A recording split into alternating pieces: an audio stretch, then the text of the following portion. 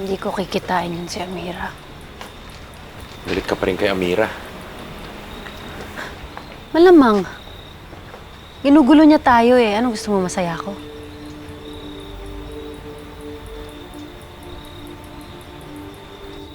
Rose, iniisip ko pa rin yung pinakita mo sa aking records mula sa mental hospital. Chinek mo pa talaga kung totoo yun?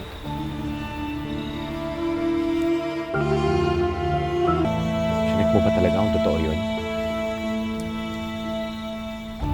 Kasi meron akong kaibigan mula sa Police Academy. Humingi ako ng pabor sa kanya. Sinabi niya sa akin na peke raw yung binigay na record si Doc Franco.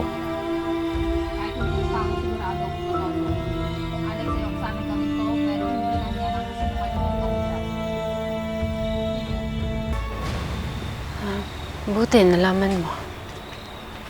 Rose, ayoko lang kasing mawalan tayo ng tiwala kay Amira. Dapat pala dun tayo sa ibang tao nagdududa. Sino, si Dad? Eh, malay mo, may nagbigay lang sa kanya ng maling impormasyon. Talaga lang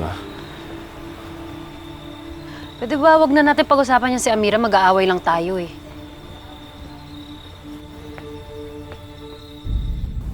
Lola! Uy! Miss kita, sobra-sobra. Wala. Ate, Alex, sakto yung dating nyo. Nakaset up na yung surprise ko para sa inyo. Ha? Akala ko kakain tayo. Surprise! Teka, ano ba to? Di prenup shoot para sa inyo. Ito, lika. Dito kayo pipicturean. Post kayo dito. Ang ganda, di ba? Tapos ito si Marco, yung photographer. Ito po.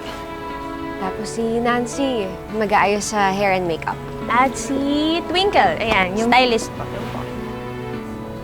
Ma'am Rose, Alex, nasa taas yung mga changing area niyo. Magkatabi lang yon, ituturo namin sa inyo.